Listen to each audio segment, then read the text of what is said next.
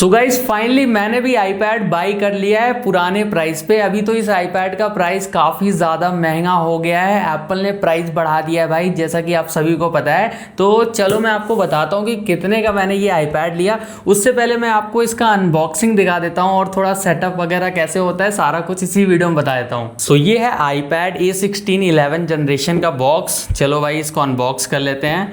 तो यहाँ पे बॉक्स ओपन करते ही भाई हमें सबसे पहले हमारा आईपैड देखने को मिल जाता है एंड इसको रखते हैं अभी साइड में।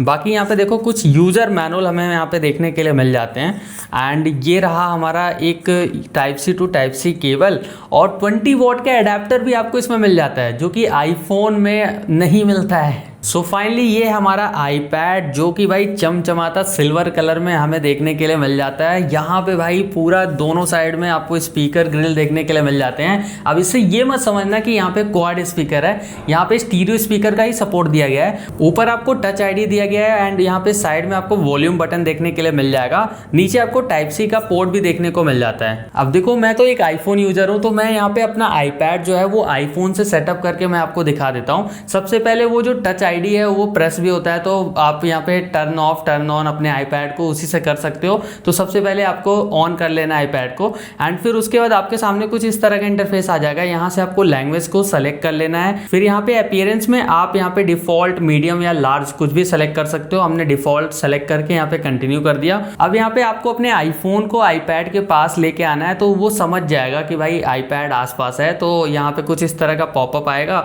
और भाई यहाँ पे देखो आईफोन डिटेक्ट कर लेगा।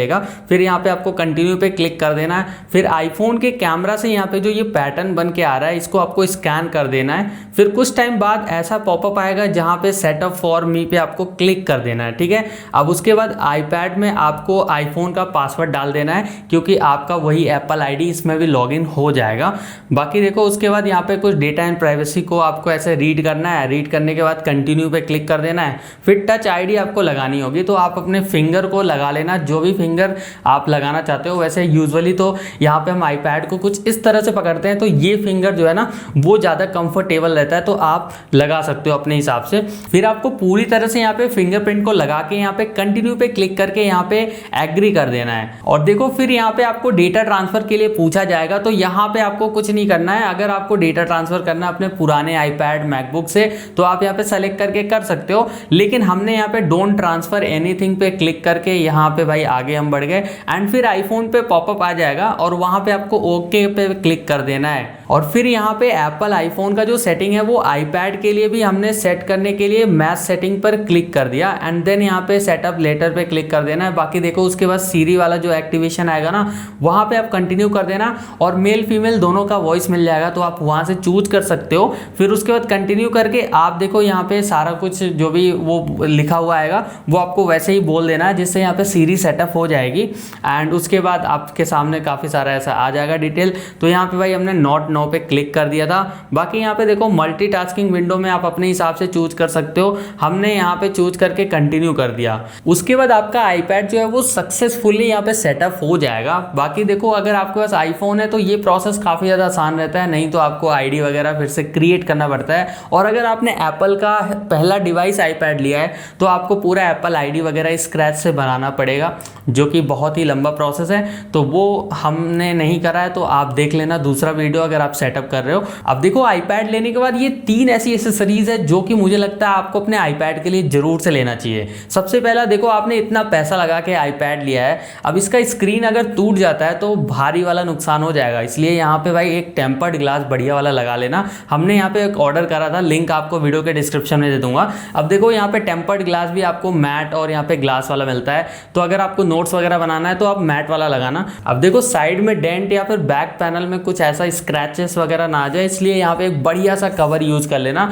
यहाँ पे हमने भाई कुछ 300-400 रुपए में मंगाया था एंड काफ़ी बढ़िया है ये। एंड यहाँ पे भाई देखो कंटेंट वगैरह कुछ भी हम देखते हैं ना तो कुछ इस तरह से ये फोल्ड हो जाता है और बढ़िया सा ये ऐसे टेबल पे रुका रहता है एक बढ़िया कंफर्टेबल पोजीशन पे। तो यहाँ पे हम बढ़िया से कंटेंट देख लेते हैं।